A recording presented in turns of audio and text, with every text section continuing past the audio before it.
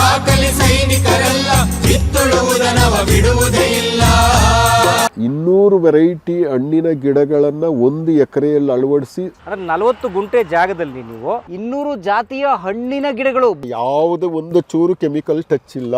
ಇದು ಬ್ಲ್ಯಾಕ್ ಸಪೋಟ, ಇದು ವಿದೇಶಿ ತಳಿ, ಇದು ಸಿಂಗಪೂರ್ ಹಲಸು, ಬ್ಲ್ಯಾಕ್ ಕಸ್ತೂರಿ ಮಾವು, ಫುಲ್ ಕಪ್ಪಿರುತ್ತೆ ಒಳಗಡೆ, ಅದ್ಭುತವಾದ ರುಚಿ. ಇದು ಇಡೀ ಪ್ರಪಂಚದಲ್ಲಿಯೇ ಅತ್ಯಂತ ರುಚಿಕಟ್ಟಾದ ಮಾವು. ಇದು ನೂರ್ ಜಹಾನ್ ಮಾವು. ಇದು ನೋಡಿ ಮಧ್ಯೆ ಮಧ್ಯೆ ಬೆಳ್ಳುಳ್ಳಿ ತಾಕು, ಈರುಳ್ಳಿ ತಾಕು, ಮೆಣಸಿನಕಾಯಿ ತಾಕು, ಇದೆಲ್ಲ ನಮ್ಮನೆ ಮಟ್ಟಿಗೆ. ಈ ತೋಟ ಮಾಡಿರೋ ಉದ್ದೇಶ ಅಷ್ಟೇ, ನಾನು ಒಳಗಡೆ ಬೆಂಕಿಪಟ್ಟಣ ಉಪ್ಪು ತಗೊಂಬಂದ್ಬಿಟ್ರೆ ಆಚೆಗೆ ಇನ್ನೇನಕ್ಕೂ ಹೋಗ್ಬಾರ್ದು.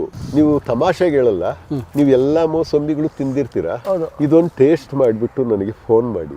ಜಪಾನಿನ ತಳಿ ರೆಡ್ ಡೈಮಂಡ್ ಸೀಬೆ, ಆಲ್ಮೋಸ್ಟ್ ಮನೆ ಕಟ್ಟಿ ತೋಟ ಮಾಡಿದ್ವಿ. ಇಲ್ಲಿ ವಾರಕ್ಕೆ 1 ದಿನ ಇರ್ತಾ ಇದ್ದೀನಿ. ನೆಕ್ಸ್ಟ್ ಯಾರಾದ್ರೂ ತಮ್ಮಂತ ಗೆಸ್ಟ್ಗಳು ಬಂದ್ರೆ ಎಂಜಾಯ್ ಮಾಡ್ಬೋದು. ಇದು ಹಾಟ್ ಕ್ಲೈಮೇಟ್ ಆಪಲ್ಲೇನೆ. ತುಂಬಾ ಜನ ಕಾಶ್ಮೀರದಲ್ಲಿ ಬೆಳೆಯೋ ಆಪಲ್ಲು ಎಲ್ಲ ಮಿಸ್ಗೈಡ್ ಮಾಡ್ತಿದ್ದಾರೆ. ಇದೆಲ್ಲ ಹಸುಮನೆ. ಇದು ನೋಡಿ ಒಂದು ಕುರಿಗಳಿಗೆ ಸೆಟಪ್, ಇದು ಕೋಳಿಗಳು ನೋಡಿ. ಇದು ನೀರಿನ ಶೇಖರಣಾ ತೊಟ್ಟಿ. ಇದು ಸುಮಾರು 1 ಲಕ್ಷ ಲೀಟರ್ಗೂ ಜಾಸ್ತಿ ನೀರು ಹಿಡಿಯುತ್ತೆ. ಇನ್ನು ಯಾವ ಮಿಷಿನು ಒಳಕ್ ಬರೋದಿಲ್ಲ, ಅದಕ್ಕೆ ಯಾವಾಗ್ಲೂ ಗೇಟ್ ಹಾಕ್ಬಿಟ್ಟು. ಅನ್ನ ನೀಡುತ್ತಾಳೆ ಭೂಮಿ ತಾಯಿ.